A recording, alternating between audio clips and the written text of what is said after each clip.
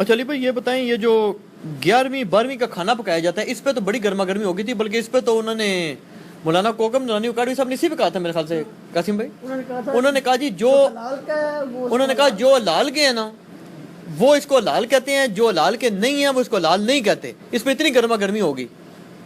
دیکھیں جی، اس بول T V کے پروگرام میں 2 جملے انتہائی علماء کی لیے لمحہ فکری ہیں۔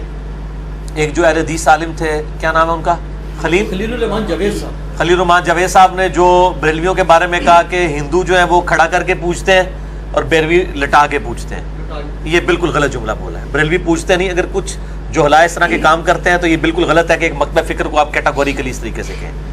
قبروں سے مانگنا غلط ہے، قبر کو پوچھتا ہے یا سجدہ کرنا چند جو ہلا کرتے ہیں، ان کے علماء یا ان کی کتابیں تو اس کو آن نہیں کرتی ہیں، اور دعوت اسلامی والے میجورٹی ہیں، بتائیں یہ کون سے قبر کو سجدہ کرتے ہیں جا کے، یہ جملہ۔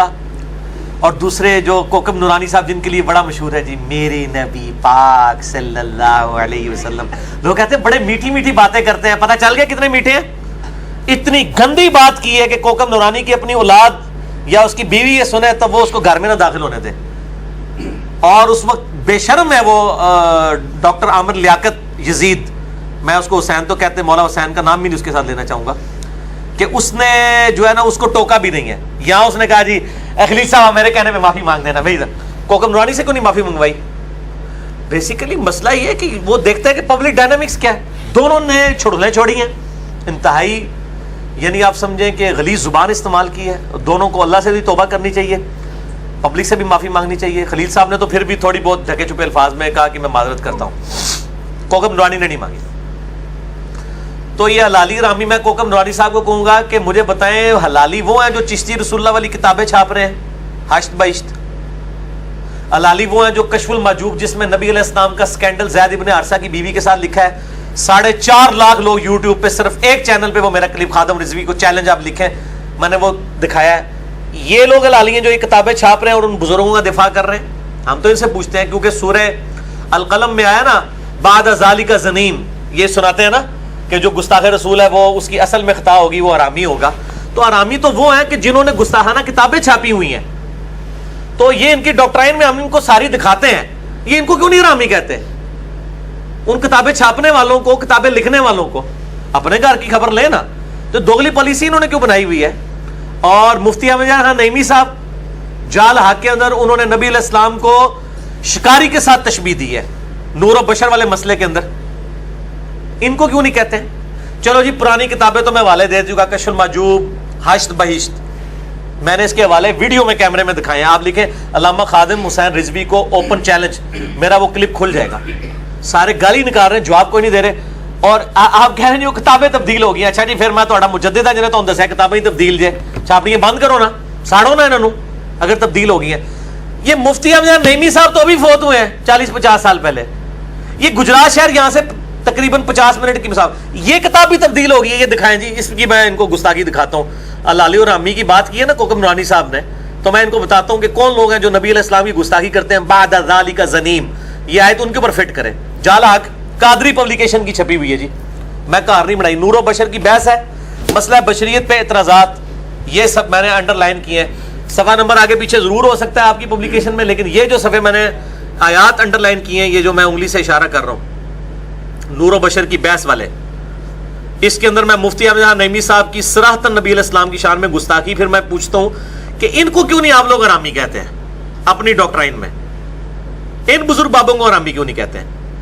باقی سب کو آپ کہتے ہیں۔ اچھا لو سنیں جی، قل انما انا بشر مثلکم پہ اعتراض ہوا نا کہ جی یہ آپ لوگ آیت پیش کرتے ہیں نبی علیہ السلام بشر تھے، ظاہر ہے بشر تو سارے ہی مانتے ہیں، ہماری طرح بشر نہیں، نعوذ باللہ، یہ بھی بعض اوقات اہل حدیث سے بھی غلو ہو جاتا ہے، شان میں ہماری طرح نہیں ہے، ایز اے ہیومن اسپیشیز وہ انسان تھے۔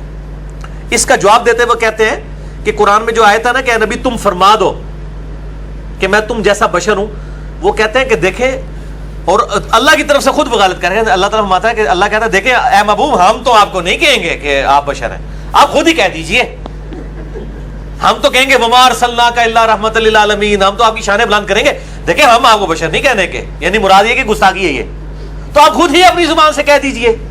ایک یہ انہوں نے جواب دیا، اور پھر دوسرا لکھتے ہیں نیز اس آیت میں کفار سے خطاب ہے، چونکہ ہر چیز اپنی غیر جنس سے نفرت کرتی ہے، لہذا فرمایا گیا ہے اے کفار تم مجھ سے گھبراؤ نہیں، میں تمہاری جنس سے ہوں، یعنی بشر ہوں۔ شکاری جانوروں کی سی آواز نکال کر شکار کرتا ہے، کہتے ہیں جیسے شکار جو ہے نا، شکاری وہ جانور تتر بٹیر کی آواز نکال کے شکاری شکار کرتا نا، تتر کا اور بٹیر کا، اس طرح نبی صلی اللہ علیہ وسلم نے چونکہ کافروں کا شکار کرنا تھا تو آپ نے آواز ان جیسی نکالی، میں بھی تمہاری طرح کا انسان ہوں۔ استغفر اللہ، لعنت اللہ علی الکاذبین۔ نہیں اس میں علی بھائی ویسے اسے دیکھیں، نہیں کیا دیکھیں، نکلی بات؟ اس سے کفار کو اپنی طرف مائل کروانا مقصود ہے۔ اگر دیوبندی بھی کفار ہیں تو ان سے بھی یہ خطاب ہو سکتا ہے۔ دیکھیں اس سے مقصود یہ ہے کہ قرآن پاک میں آیا ہے کم از کم 2 دفعہ، سورۃ الفرقان کے اندر، سورہ بنی اسرائیل کے اندر، اے نبی صلی اللہ علیہ وسلم یہ دیکھو تمہارے لیے کتنی کتنی بری مثالیں بیان کرتے ہیں، یہ گمراہ ہو گئے اور اب راہ راست نہیں پا سکتے۔ یہ سورہ بنی اسرائیل کی آیت بھی ہے، اعوذ باللہ من الشیطان الرجیم، بسم اللہ الرحمن الرحیم، سورہ بنی اسرائیل 48 فرقان 9، انظر کیف ضربوا لک الامثال، اے محبوب بھلا دیکھو تو صحیح یہ تمہارے لیے کیسی کیسی مثالیں بیان کرتے ہیں، فضلوا بس گمراہ ہوئے، فلا یستطیعون سبیلا یہ اب ہدایت نہیں پا سکتے۔ نبی علیہ السلام کے لیے یہ مثال کیوں بیان کی مفتی احمد خان نعیمی نے؟ قرآن میں سورۃ البقرہ میں آیا کہ صحابہ کہتے تھے رائنا یا رسول اللہ، یا رسول اللہ ہماری رعایت کریں۔ یہودی اس کو بگاڑ کے کہتے تھے رائنا، اے ہمارے چرواہے۔ صحابہ کی کیا نیت تھی چرواہا کہنے کی؟ تو اللہ تعالیٰ نے تو کہا کہ اے صحابہ تم لا تقولوا رائنا، تم بھی نہ کہو رائنا بلکہ کہو قولوا انظرنا، اے نبی ہم پر نظر کرم فرمائے یا ہمارا انتظار فرمائے۔ جس الفاظ میں گستاخی ہو، صحابہ کی نیت بھی نہ ہو، اللہ کہتا ہے کہ وہ بیان نہ کرو۔ اور ان کے مفتی صاحب احمد سعید کاظمی صاحب ہے نا، وہ جو آج سکینڈل میں ان کا بیٹا پکڑا گیا تھا، سید احمد سعید کاظمی، انہوں نے کتاب لکھی الحق المبین، گستاخانہ عبارات پہ۔ انہوں نے لکھا ہے کہ گستاخیوں کی تعویل کرنا بھی گستاخی ہے، کہتے ہیں گستاخی کی تعویل ہی نہیں ہوگی۔ اب نبی صلی اللہ علیہ وسلم کی یہ جو مثال بیان کی ہے مفتی احمد نعیمی نے شکاری والی، کیا آپ شکاری تھے؟ قرآن میں تو یہ آیا ہی نہیں ہے کہ آپ نے لوگوں کو گھیرنا ہے، قرآن تو بالکل اس کی الٹ بات کرتا ہے، وما علینا الا البلاغ المبین، اے نبی آپ کا کام صرف پہنچانا ہے۔ اے نبی آپ سے نہیں پوچھیں گے کہ لوگ دوزخ میں کیوں گئے، تو نبی علیہ السلام نے کوئی سیٹیاں مار کے کافروں کو اپنی طرف اٹریکٹ کرنا ہے؟ آپ تو صرف دائی بن کے آئے ہیں، سراجم منیرہ بن کے آئے ہیں، مبشر و نذیر بن کے آئے ہیں، آپ کا کام سیٹیاں مار کے لوگوں کو گھیرنا ہے ہی نہیں، نعوذ باللہ۔ تو یہ اس نے نبی علیہ السلام کو شکاری کے ساتھ منسوب کیا۔ یہی جب حفظ الایمان میں عبارت آئی تھی، اس میں تو حمزہ بریلوی نے کفر کا فتویٰ لگایا تھا اشرف تھانوی پہ، جب اس نے کہا تھا کہ نبی علیہ السلام کو بھی چھٹی اس تھی، جس طرح کہ ایک جانور پاگل اور اس طرح کے لوگوں کو بھی جو ہے وہ چھٹی اس ہوتی ہے کہ ان کو پتہ چل جاتا ہے کیا ہوتا ہے۔ یہ کہتے تھے کہ ہمیں اس سے غرض نہیں ہے، انہوں نے پاگل اور جانوروں کے ساتھ تشبیہ کیوں دی ہے نبی علیہ السلام کی، یہاں پہ شکاری کے ساتھ۔ کیا نبی علیہ السلام شکاری بن کے آئے؟ قرآن میں کہیں آیا کہ اے نبی تم شکار کرنے والا بنا کے بھیجا، انا ارسلناک شاہدا ومبشرا ونذیرا وداعیا الی اللہ باذنہ وسراجا منیرا۔ آپ تو ایسے آفتاب ہیں جو لوگوں کو چمکا دیتے ہیں، آپ کا کام صرف دعوت دینا ہے، آپ لوگوں کو گھیرنے کے لیے تو آئے نہیں ہیں، صرف دعوت دینے ہیں۔ انا ہدیناہ السبیل اما شاکرا و اما کفورا، جس کی مرضی وہ قبول کرے، جس کی مرضی نہ قبول کرے۔ تو میں کوکب نورانی صاحب، میرے نبی پاک، آپ بار بار کہتے ہیں، میں کہتا ہوں میرے کوکب نورانی صاحب، ان کو کیوں نہیں آپ حرامی کہتے ہیں؟ اپنے بزرگوں کو جنہوں نے یہ گستاخیاں کی ہیں، یہ حلالی ہیں، ان کو حرامی کہیں تو یہ زندہ سلامت نہیں جا سکتے۔ میں نہیں کہہ رہا، میرا تو فتویٰ ہی نہیں ہے، میں کہتا ہوں یہ حلالی حرامی کا فیصلہ اللہ نے کرنا ہے۔ حلال دے بھی حرام دا نکل سکتا ہے تو حرام دے بھی حلال دا نکل سکتا ہے، ٹھیک ہے؟ انبیاء کے بیٹے حلال کے ہی ہوتے تھے، کافر تھے۔ نوح علیہ السلام کا بیٹا کافر تھا، ہے حلال کا تھا لیکن کافر ہے، قرآن میں ہے، ٹھیک ہے نا؟ حلال حرام نہ پڑھو، اے دیکھو۔ اور یہ دکھائیں جی، میں نے یہ پوسٹ مارٹم جو کیا ہے ان بزرگوں کا، سارا بریلوی دیوبندی اہل حدیث ساروں کے بزرگوں کی باتیں، اندھا دھن پیروی کا انجام۔ اس پہ میرا مسئلہ نمبر 71B ہے، لاکھوں لوگوں تک کلپس پہنچ چکے ہیں۔ انڈیا اور پاکستان کے بزرگوں کی 19 گستاخانہ عبارات کا تحقیقی جائزہ، اس میں میں نے ساری گستاخیاں بزرگوں کی نقل کی ہیں۔ یہ مفتی احمد نعیمی صاحب کی بھی، اشرف تھانوی صاحب کی بھی، حمزہ بریلوی صاحب کی بھی، قاسم ننوتوی صاحب کی بھی، یار میں ان کو صاحب بھی کہتا ہوں۔ اور ساروں ناموں میں دیکھیں مولانا صاحب لکھتا ہے، اور کہ میں کنی عزت کرا، خود تے شیطانی لشکر کہندے نے جناب، اے اسامہ الارمین جنہاں نے لکھا ہے جو ہے وہ شیطانی لشکر، اس کو کہا کہ وہابیہ شیطانیہ فرقہ، وہ آپ نے دکھایا ہے۔ اور المہند میں خلیل احمد سہارنپوری صاحب بریلویوں کہتے ہیں یہ شیطانی لشکر ہے جو ہم پہ حملہ ور ہو گیا۔ اسی تے شیطان نہیں، اسی تے مولانا صاحب کہہ کے پکارے ہیں، اور کی عزت کریے۔